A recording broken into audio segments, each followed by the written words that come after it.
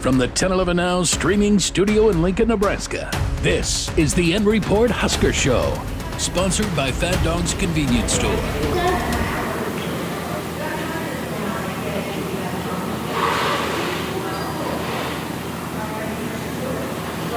Hi everyone, Bill Rentschler alongside Sports Director Kevin Suits, not in the 1011 streaming studio for another edition of the REPORT Husker Show, sponsored by Fat Dog's Convenience Store. Kevin, we are in Fat Dog's Convenience Store. On location for the REPORT Show at Fat Dog's. This place is awesome, got to check it out. So we're essentially off the airport exit off of Interstate 80 in Northwest Lincoln. They have everything you need here, and we're so thankful for their partnership, their sponsorship of the REPORT Show, and so happy to get out of the office on August 7th. I know, I'm staring at some Fat Dogs. Literally a fat dog. Hot dogs over here in the slow rollers.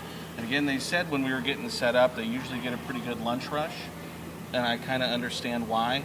They got the classic tornadoes right behind photographer Anthony right here too. A lot of food in here, a lot of good food. Now, so far it seems like the hot items, pizza, they'll make a sandwich as you want it around the corner at the sandwich counter. And then, as you just mentioned, the half-pound foot-long hot dog on the roller. It looks delicious.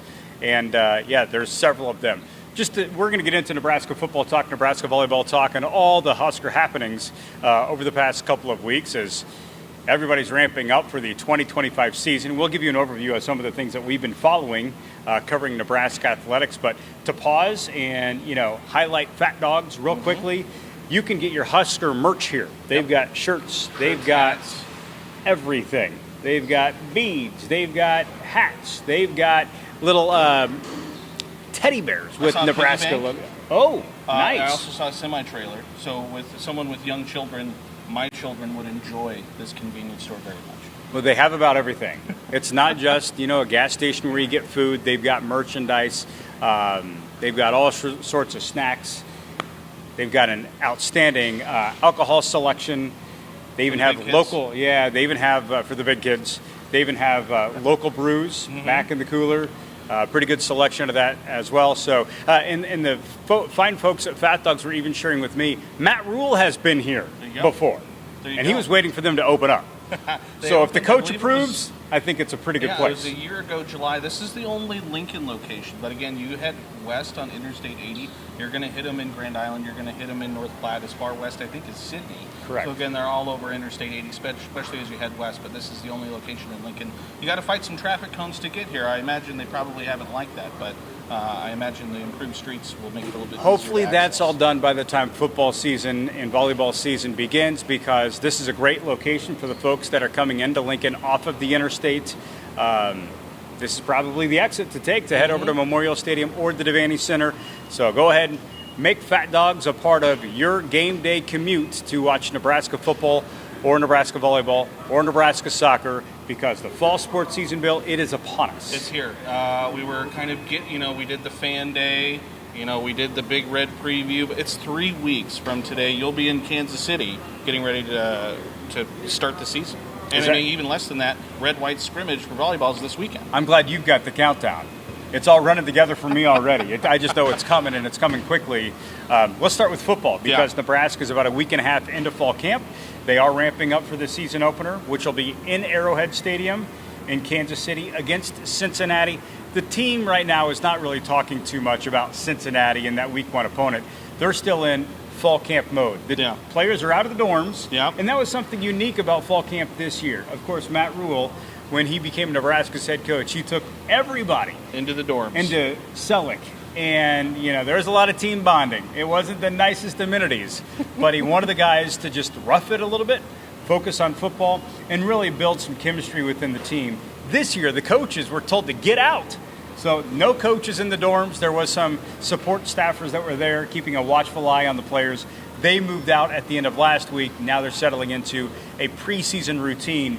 And from everything we've heard, this is a team with depth, with skill, and they are highly motivated to improve on last year's 7-win season. Yeah, it's year 3 for Matt Rule. Again, obviously, everyone talks about year 3 with him. Temple going from 2-10 to 10-4. Baylor 1-11 to 11-3.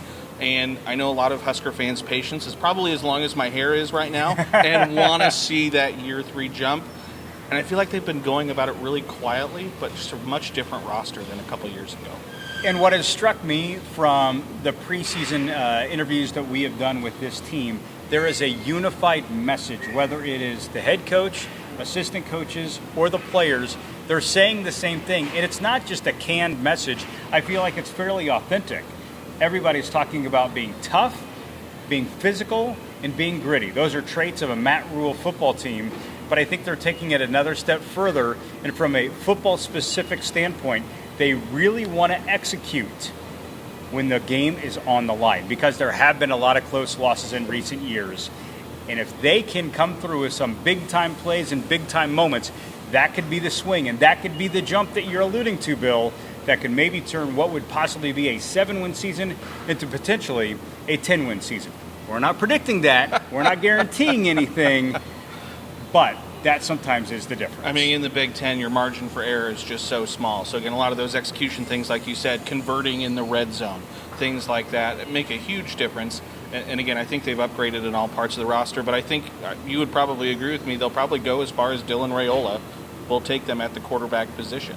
And, last year had a good year, 67% completion percentage, 13 touchdowns, 11 interceptions. Need to see him take a step forward in this offense. Yeah, and Dylan has said that he wants the ball in his hand in a late-game scenario. And not to say that those moments ate him up last year. He was a freshman quarterback who was just a year removed from playing high school football. But it's a lot to ask to not only lead a team, but also lead an offense with the clock ticking against a Big Ten defense. That's a tough challenge, and there's going to be some growing pains no matter if it's Dylan Raiola or the second coming of Peyton Manning. It's just, you got to take some gradual steps, some baby steps. And we saw signs from Dylan last year where he looked outstanding. And you said, I can't believe that this is a freshman quarterback at Nebraska. I feel like physically he's in a great spot. He looks explosive. He has trimmed his weight a little bit. And I just think that physically he has made some changes. And he committed to that during the spring, maintained it through the summer. And you're seeing a guy who, what is Dylan, 19 years old? He does not look 19 years old, I'll say that. And then also from a leadership standpoint, the quarterback is naturally going to be the leader of any team. And last year, with the veteran presence that Nebraska had on the roster, it's really hard to be an 18-year-old freshman to come in and start telling guys what to do and be the rah-rah guy. Tell Ty Robinson what to do. Yeah, instead you just kind of keep your mouth quiet and you go through the motions, you learn, and you insert as needed. It's a totally different Dylan Raiola from what we've heard and what we've seen so far. This is a guy who's not afraid to speak up. He's not afraid to be the first one on the field. He's marching up and down the field. He's directing traffic. It's almost like another coach out there on the field. And I think that is just some comfortability with Dylan Raiola. And also, we've just seen his confidence grow. And the confidence grew, Bill, not on the football field last fall. The confidence grew once the 2024 season was done, and he knew that he needed to be a bigger presence on this team. And he's going to have now a full year of Dana Holgorsen as the offensive coordinator. I have to imagine last year that was a little bit of maybe a choppy sort of transition from Satterfield as OC to Holgorsen, but now they've had a full offseason together, and now they get a whole season together, and they have a lot of toys to play with. Yeah, the Dana Holgorsen element, Bill, I'm glad you brought that up because he was the OC for, 3 games? He went on the road to Los Angeles with the Huskers last year. He's calling plays for the first time in the Coliseum against Southern Cal. I mean, he only got a pretty small window of him calling the plays, but he's learned the personnel of this team. And remember, when he got here, he wasn't calling players by their names. He was saying, 14's a pretty good player, and we really need to get the ball to 88. Yeah. He's referencing numbers. Now he knows guys. And Ja'Cory Barney Jr. even said that he jokingly told Coach Holgorsen, you missed me, because they weren't always together in the summer. Yeah. Dana took a little vacation. Ja'Cory got to go back home and still stayed in Lincoln and trained. But it's just that side to side. Like, there are now relationships. So there are personal relationships. There's also the working relationship of he's the coach, you're the player. And I think that the offensive players for Nebraska, they really know what Dana expects. And Dana expects guys to just work really, really hard and pay attention to all the little details. So given his experience in giving just the way that he has established his culture and his expectations for the offense, I feel like that could really point Nebraska in the right direction. And I mean, you lose a little with graduation, you lose a little in the transfer portal, but I feel like on the offensive side of the ball, there's probably less question marks at a player like Dane Key, Isaiah Hunter. You got another year of Ja'Cory Barney Jr., like a Cortez Mills, who's almost kind of like another version of Ja'Cory Barney Jr. I mean, that's not even talking about the young guys. Keelan Smith, Quinn Clark, all the tight ends. They did lose Mac Markway. Jeremiah Jones. Jones, there are Isaiah some. Mosey. Yeah, Isaiah Mosey. Look back 2 years ago, their wide receiver room to what it looks like now. And I think that's going to be the biggest thing that fans will recognize when they watch this team for the first time on August 28th is there's not just one or two options at wide receiver. You can go pretty far down. And shame on us for leaving out the tight ends. Yeah. Because the tight end room is really explosive for Nebraska, led by Heinrich Haarberg. Yeah. And that's been the player for me through fall camp so far that I've said, man, he can be a very, very key piece to this puzzle because he looks comfortable at tight end. Obviously, he loves Nebraska. He's a homegrown kid, and everybody knows his story of playing quarterback, and now he's doing a selfless thing, just learning another spot and trying to contribute to this team however he can. And I think Heinrich physically just looks like a dude out there, and that's just another weapon. So there's just a wealth of options for Dylan Raiola and Dana Holgorsen to incorporate as they enter the 2025 season. This has been mostly positive, Bill, right? Yes, it has been. It has been. We're lathering up and feeding you all the Kool-Aid we can right now. But I'm going to take a moment to say here's a couple of items of concern for me. Yeah. Because fans don't necessarily want to hear about what's the issues. Here's a couple of them. Who's behind Dylan Raiola? Yeah. Backup quarterback depth, that is of concern. They have options, but we haven't heard much about that. Jalen Gramstad appears to be the number 2 option for Nebraska at quarterback behind Dylan Raiola. And then who's behind Emmett Johnson at the running back spot? And over the course of a 12-game season, 13 hopefully if you make it to a bowl game, 14 if you make it to the conference championship game. But over the course of a season, there are going to be injuries. Your depth will be tested in 2 key spots for Nebraska, quarterback and running back. That's very important to make sure that option B and option C are really good because at some point you're going to need it. I feel like Dana Holgorsen really likes the depth at running back, and some of it's going to be some of the younger guys we don't really know about. In fact, one name that is floated around and seems to come up in conversation regularly is a freshman, and it's a name that folks that watch 10-11 regularly, they're going to know. It's Connor Booth, the freshman from Bishop Neumann who rushed for more than 2,000 yards last year and was one of the national leaders in rushing.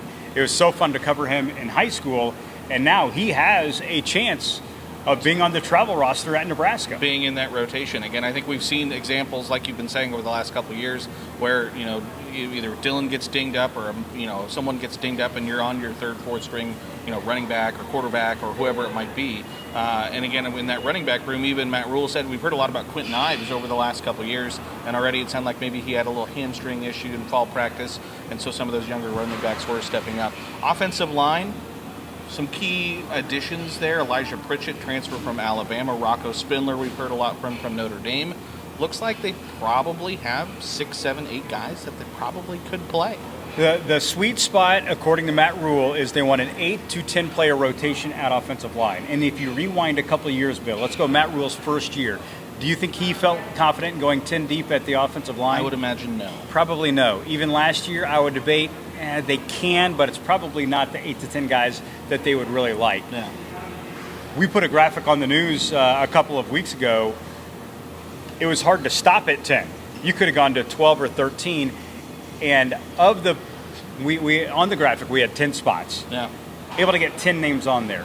Of those 10, 9 had made at least 1 college start. I believe 6 had at least 13 college starts. So there is depth. The addition of Pritchett and Spindler, these are guys that have played multiple years at very prestigious programs. So they're going to come in and impact the offensive line immediately. And keep in mind, Teddy Prohaska's still in college. He's played quite a bit of football. He's also battled injuries over the course of his career. Turner Corcoran. Seems like those two have been Turner here Corcoran for a might have been long playing time. at Nebraska in 1989. But he's been on the roster for such a long time. But whether he's on the field and playing a lot and as a part of the 8 to 10 rotation, he's a guy that can go to a freshman and put his arm around him and say, hey, I've been in your shoes. Yeah. And these are some pointers. Yeah. This is how I feel like you can navigate the mental strain of the season. This is how you can effectively communicate with your coach when you have a concern. This is what you can expect when it's game day and your emotions are running really high. So they have a veteran leadership that's embedded in this offensive line that will pay off not just between the stripes on game day, but every single day, whether it is fall camp or in season. Yeah, no, I 100% agree. And Henry Lutovsky is a name. We shouldn't leave him out when talking about the offensive line. He's quietly just gotten better over the course of his career. And Henry Lutovsky looks big. And putting him next to Pritchett and Spindler. Again, you've got a nucleus of 3 really good players and Justin Evans-Jenkins. Yep. You know, he's a returning starter as well. He's been playing center. Sounds like they're going to move him to guard this year because he can move really well. So we've got 4 established, really good offensive linemen that I think all 4 of them have a case to possibly have an all-conference season in 2025. And then you mix in some of these other pieces like Gunnar Gatula, Teddy Prohaska, Turner Corcoran. Nebraska's going to be okay up front, I would presume. Yeah, on the offensive line, I think you're right. Defensive line, that's where I think they lost maybe 800 pounds between Ty Robinson and Nash Hutmacher. That's probably when you're talking just the 2 lines that there's more question marks is the defensive line. Yeah, so you got to be careful talking to the D-line about this because they've heard it and they don't like it and they're tired of it.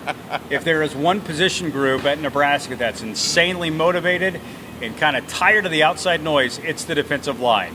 Though they aren't the most proven group, Bill, they perhaps are the hungriest group on Nebraska's roster. They've got some guys that have been waiting their time. 2025 is going to be it. They're going to be on the field, and they're looking to make their mark and prove that, it's hard to replace Ty Robinson and Nash Hutmacher, but it's not going to be as severe of a drop-off as some would think.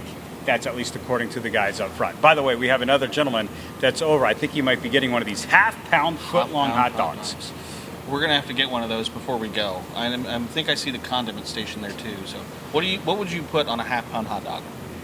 Is the Illinois in me going to come out where we're going to put relish and like all the veggies on it, or do we just go traditional? We're at a ballpark. We're going to go ketchup. Just ketchup. I would just do that. Also, I should say they also have the Fairbury brand hot dogs over there too. So if you really like the Stadium Fairbury brand hot dogs, you can get them right here too. Which, speaking of, I'm sure all the fans want to know about what's going to happen inside the stadium with the concessions.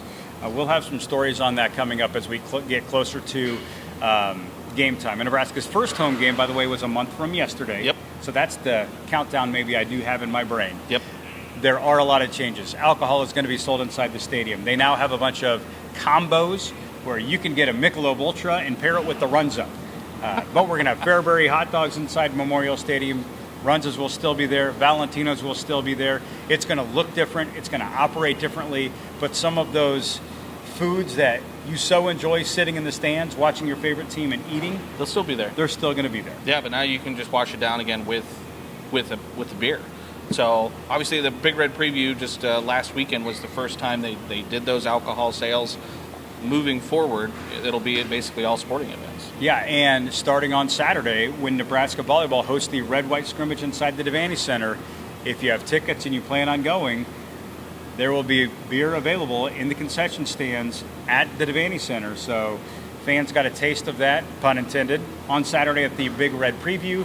Volleyball fans now get their first experience with consuming an adult beverage inside the Devaney Center this Saturday. Yeah, it'll be interesting to see how that all works out. Again, it's been obviously in the works for the last several years. It's been hotly debated. It has. We are not advocating or promoting. We're just saying these are the facts. The administration has pushed this through, approved by the Board of Regents, and it's going to bring in some money. Yeah. So back to the football here, Kevin. I wanted to talk special teams. I know nothing about... Which nobody's talking about. No one's talking about. I want to talk about Archie Wilson, this new punter. I think he's from Australia, right? Correct. And you guys, had availability to go get some video at practice, and I saw the video you guys sent back of he just seemed like he was kind of not even trying that hard, and that ball boomed off of his foot. and it had a nice tight spiral on it too. So this is going to be a different approach to punting, and for traditionalists that watch Nebraska football, you're going to remember the days of Kyle Larson and Sam Foltz, Sam Cook, the guys who catch the snap, take 2 or 3 steps, and they boom that sucker 50, 60 yards down the field. It's going to look different with Archie Wilson, because it's not going to be the 2-step and just let it fly. Mm-mm. He's going to roll left or he's going to roll right. And get this, he can punt the football with both feet. So if he's rolling right, he's going to rugby-style punt it with his right foot. If he's going to roll left, I believe he's going to rugby-style punt it with his left foot. I'm very fascinated by all of this. It's just a new way to do it. And Australia has become a hotbed of punters. Yeah. Yeah. Iowa had one a couple of years ago who's now punting in the NFL with the Chicago Bears. Yeah. Torrey Tyson, I believe is his name. Torrey Taylor. Torrey Taylor. That's Thank right, you. Yeah. But he really kind of, I don't want to say he single-handedly revolutionized punting, but it was a new way of doing it. And, of course, Iowa punted a lot that year, so there was a lot of opportunity for fans to see him do it. And it's just a new way. And Nebraska has a new coordinator who I think has been totally open to changing the way things are done, all with hopes of better end results, because special teams plagued Nebraska last year. Mike Eckler comes back after spending time at Tennessee. He is a ball of fire, and if you're not familiar with Mike Eckler, when you watch this team for the first time, you're going to know which one the special teams coordinator is, because he's going to be sprinting up and down the field. He'll be chest bumping his players, nonstop high fives. His hands have to be burning at the end of every game and every practice. But Mike Eckler he brings the energy. He was that way when he coached Nebraska's linebackers, when Levante David was on the team, Will Compton was on the team, Cody Glenn was on the team. He hasn't lost that same coaching personality. He's just doing it with a different position. And you kind of heard that from Ja'Cory Barney when he spoke, I think it was last week. He said, his goal is to lead the nation in punt return yards. And I imagine he's getting a lot of that energy and confidence from Coach Eckler. Man, I love to hear that, because I've always said Ja'Cory Barney Jr., a very electric player. I've compared his style of play, offensively and special teams, to J.D. Spielman. Mm-hmm. And if you rewind and look back over the past maybe 8 to 10 years of Nebraska football, one of the best return men that they've had was J.D. Spielman. Amir Abdullah would be in that conversation, but I think he maybe goes just past that 10-year window that I'm talking about. Yeah, he's entering his 11th year in the NFL. DeMornay Pearsonell, back 2014, I think. But I think J.D. Spielman, when the ball was in his hands, everybody got on the edges of their seats, and I think Ja'Cory Barney Jr. has that potential. And, they got a transfer long snapper. So, again, last year it was some walk-ons that were trying to long snap, and obviously we know about those issues that hopefully address that. So it's 33% of the game, special teams. That's what they say anyway. Hey, what's the biggest position battle at fall camp? I was going to say, is it kicker? That no one's talking about. I know. Three guys. Is it Hull or is it Alvano? I don't know what the other position battle would truly be. I think there's some in the secondary. Yeah. But I still think with secondary, you can move the pieces around. So though they have like 5 legitimate guys that could start in the secondary, well, you're just going to play all 5. Yeah. You know what I mean? Kicker is one guy. And it's very visible. You either miss it and everyone's mad at you, or you make it and you're like, good, you did your job. And, Yeah, last year wasn't just the kicking, it was the entire operation. There were issues snapping the football, there was issues holding the football, and there was issues kicking the football. They all go hand in hand. But new eyes, new opinions, new messaging with Mike Eckler as a special teams coordinator. At least there was action for Nebraska to try to cure some of those ills from a year ago. And so, Kevin, as we wrap up football, you kind of mentioned it earlier.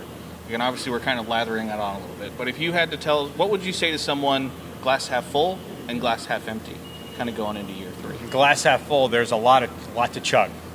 There's a lot of goodness in there with the full cup, because you have Raiola's experience, Raiola's leadership. Emmett Johnson is back, and he's got so many offensive weapons. I think that's where the positivity for this season, for me, really stems from. I think that this offense could really take a massive step forward. The glass half empty, what's the issues? I think it's going to be on the defensive line. I told don't make those guys angry. But John Butler, one of the traits of his defense that he wants is he wants to affect the quarterback, and that can't always be done by bringing guys off the edge and blitzing. You have to just get a natural push up front on the defensive line, and I'm going to reserve my judgment on that. I would rather wait to see it. Yep. It's just a question mark. Not that they can't do it, the but we defensive just line. haven't seen it. I mean, Cam Linhart's up there. Yeah. Riley Van Poppel's up there. Elijah Judy's up there. They've got guys. Can they do it? And how deep are there too? Because, as we spoke about previously, Bill, there's going to be naturally some injuries, especially in the trenches. So that's the half full. That's the half empty. Yeah. I would also say the half empty part is it's the football season, and you just never know. No one would have predicted last year that Indiana was going to have the season that they had and make the college football playoff. Maybe there's a team on Nebraska's schedule that everybody's overlooking, and that team becomes a very challenging game. And that's why one thing, I know that so many people have asked me over the course of the summer, what's your prediction? I'm not going to do it. I'm sorry. Not to be a fun hater. I don't really like predicting the record because you don't know what that schedule looks like. I guess I can go with the record as the season gets, right on the edge. I don't like going game by game. Yeah. Because one thing I always do when I've tried to do this in the past, there's always a game, it seems, that not just Nebraska, any team will lose that no one would have predicted the loss coming there, partly because it's college football, and partly because the seasons of Indiana football 2024, it's a part of college football too. Well, there's so with all the transfers, for almost every team, last year's team is not the same team. So I think a lot of people have these expectations of last year they were this. Well, this year they got maybe 30 or 40 new transfer players, and that's a completely different team. Right. Again, we're broadcasting live from Fat Dogs in Northwest Lincoln. Awesome place, tons of space in here. You can get Nebraska merchandise. You can get your off-the-road, back-on-the-road snacks. You can get a custom-made sandwich. They've got their own soda, which, by the way, we're going to do this because of all the things that I'm going to pull off the shelves here, this is pretty awesome. They've got Fat Dogs strawberry soda. And they've got Fat Dogs root beer. They still won't tell me, though, if it's you are nowhere or you are now here. No, it's you are nowhere. That's just going to be up to the eyes of the beholder, I guess. You can also see, I walked in, and immediately what caught my eye was right here back behind us. Beautiful mural of Tom Osborne, and obviously President Abraham Lincoln there on the other side. They're going to have another store coming in here right next to him here. They're hopefully going to start construction soon, so it'll be a good place to be. And I see here they have the cookie dough bites in the little freezer here. I always like to snag those. Those are good. They've got about everything you need here. So make this a part of your commute to Memorial Stadium, Devaney Center, Hibner Stadium for Nebraska soccer, or if you're just going here and there and need a quick fill up a tank of gas, they got really good prices here as well. So, and this place is beautiful. It is. It's spacious, it is. And you can tell it's new. Opened within the past year. We're so thankful that they are a part of the End Report show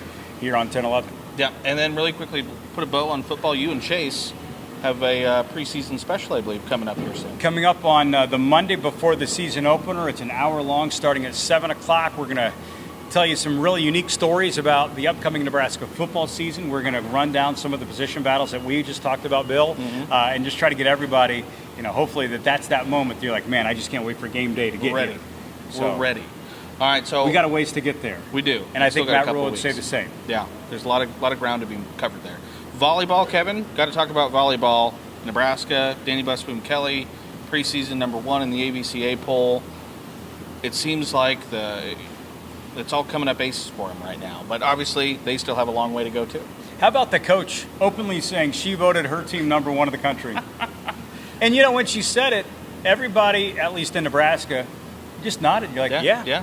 About where they should be. Yeah, no one's surprised. Nope. She said she would talk to her team about it for about 10 minutes, and then they'll continue working and preparing. This is a hungry group. They didn't win it last year, made it to the Final Four, and had that just heartbreaking, gut-wrenching loss to Penn State, who ended up winning the national championship.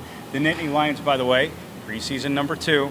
So this is going to be a fun season ahead with a new head coach for Nebraska volleyball. They've got 3 players that are ABCA Player of the Year candidates. They're on the watch list, and Andy Jackson, Harper Murray, and Bergen Riley. Then they bring in these freshmen. Bill, I was at the opening day of practice for Nebraska volleyball. Danny was awesome allowing the media to come in and just hang out, Yeah. watch. And it took all but about 45 seconds to go, holy cow, this team's amazing. I'm not guaranteeing anything, but this is a team that has a very high ceiling. They have an elite setter in Bergen Riley. Harper Murray just continues to get better. Andy Jackson is a freak of an athlete. Rebecca Alec is back for her senior season. They've got a lot of pieces. They're going to be tested. The season opens up in Lincoln at the First Serve Showcase at Pinnacle Bank Arena. That's going to be fun. There's a lot of elements to this season that I don't think that the 2025 volleyball campaign is going to get stale, because there's something new. There's a new coach, and from what we know about Danny and what she has openly said about the way that she's going to approach this season, everybody's going to play. Yeah. Now, I'm not going to say 17 players on the roster there. I'm not saying they're not going to redshirt anybody. No. But she's going to mix and match rotations and personnel, and everybody practices together. It's not like, oh, this is our varsity group, this is our JV group. Even Danny's in on the practices. What Bergen Riley said yesterday. Everyone's everywhere, and you have times where they're doing a passing station, and Harper Murray, who is a 3-time All-American, is doing a rep next to Carrie Leimbach, a freshman from Lincoln Lutheran. And they're practicing together because there could be a scenario in the upcoming year where they're in a high-stakes moment, and the two people trying to pass a serve is Harper Murray and Carrie Leimbach. So this is going to be new territory for Nebraska volleyball, and I think we're all going to learn that John Cook, everybody knows, is pretty routine, and his routine produced results. Yeah. Danny, I'm not saying she's not routine, but she is so willing to take risks, change things up, and just approach things differently. And I think it's going to keep fans on their toes all season long. And I think, Kevin, you're going to know more about this than I am. I think one of the big changes they've said is Danny likes to play much faster. So, like, more offense, I guess? Is that what you think we're going to see? The ball from moves this quicker. Team? Okay. Like, it's out of the setter's hands quicker, and the sets are even quicker. Less high-arcing sets. Okay. And if Bergen can just shoot that ball to Andy Jackson, the opponent's not going to have a chance, because the ball's just going to go boom, boom. Yeah, and it's done. And Jackson's going to have the ball on the floor because with her armpits you and I over can the do net. one of these, and she's still going to send that thing to the floor because she is just as explosive as they come. And so red-white scrimmage is, I believe, this Saturday. Correct. And then I believe that's followed on Sunday by the alumni match. Is that correct? That's the following week. Oh, is that the so following this week? Saturday Okay. is the red-white scrimmage for Nebraska at 2:30. It's going to be a little bit different than the previous red-white scrimmages. It's going to be just more of a practice. They're going to scrimmage. Fans can watch them. Yeah. The more of the dress rehearsal, getting ready for the season, is going to come the following week when it's the alumni match. Never happened before. And this isn't like the alumni mixing in with the Nebraska players, or it's not just alumni versus alumni. No, they're going to have one side of the net, which is Nebraska, coached by Danny Busboom Kelly. And there's going to be another side of the net, which is the alumni, with Jordan Larson and Lauren Stivrins. And Kelly Hunter's going to play. Renee Saunders is going to coach it. So they'll have an alumni team with Olympians and many professional players versus Nebraska. Just a testament to what John Cook was able to do, that they're even able to do something like that and fill out a roster with alumni, with Olympians. Oh, they had to cut the roster somewhere, and there's still a lot of ladies who I know can play. Yeah. That weren't even invited. I hate to say it, but that's just where the program's at. Because even like right now, League One Volleyball is announcing all of their rosters for the upcoming season, and Justine Wong-Arantes is playing, and Maddie Kubik-Banks is playing. Like, there are so many Nebraska alumni that are still competing professionally and even with Team USA. All right. So red-white this Saturday, alumni the following, and then Friday, August 22nd, it's Nebraska, Pitt, Stanford.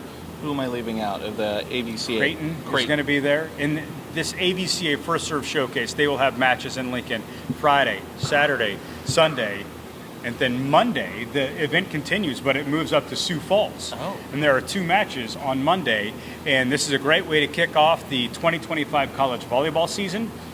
A lot of these matches aren't just going to be on Nebraska Public Media. They're going to be on Fox. Yep. This is going to be a network television to showcase college volleyball and some of the best teams in the country. And right now, Nebraska's preseason number 1, Pitt, is number 3. So the Huskers face a really good opponent to start the year. And Danny Busboom Kelly jokes that Nebraska's 2 opponents, Pitt, Stanford, she knows them quite well based on all the times that she faced those schools while at Louisville. And I'll also slip in here on Sunday, John Cook's Nebraska Public Media interview, The Last Ride with John Cook, airs at 7 o'clock. I'm sure a lot of folks will probably want to watch that. We also heard from Coach Cook today. Again, this is a little off topic, but youth volleyball facility being planned in North Lincoln, and John Cook was part of that announcement with the mayor this morning. So, a lot going on. Yesterday was, volleyball. August 6th? Yeah.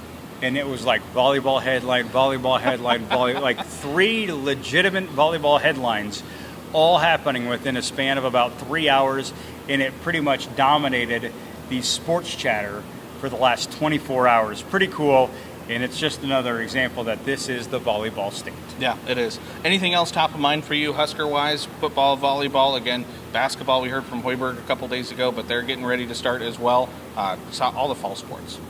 It's here. Yeah. Well, it's not here. Take a deep breath. It's coming. If you haven't gotten to the pool yet this summer, do it. Time's ticking because the fall sports season is really about to begin. The first Nebraska fall athletic competition is a week from Thursday. That's going to be at Hibner Stadium. Nebraska soccer kicks off the upcoming season, and they should be in contention for the Big Ten this year. There you go. And then bowling joined Conference USA as well. There's all sorts of things kind of happening going on. Again, live right now at Fat Dog's Convenience Store, again in North Lincoln, again over by the airport. Beautiful location. They sponsor our In Report Husker Show. We're very thankful to them. But Kevin and I have been talking for about 35 minutes, and that's about 35 minutes longer than I wanted to wait to get one of those half-pound hot dogs. We got another gentleman looking at that half-pound, foot-long hot dog. Looks delicious. We've got people continuing to pick up pizza and then all their snacks. And one thing we mentioned at the beginning, we'll mention it again, a fantastic alcohol selection, local beers. And it's almost like a liquor store in here. They've got all the spirits, they've got wine, a great wine selection, and then the Nebraska merchandise. It'll catch your eye right as you walk in. Right on your left, there's all sorts of Nebraska gear. So if you're in Lincoln and you want to rep the red, they've got you. They can take care of you here at Fat Dogs. Really cool place. All right. Well, appreciate everyone for tuning in, watching again another edition of the N Report Husker Show. Again, brought to you by Fat Dogs Convenience Store. We appreciate everyone, and until next time, we'll see you later.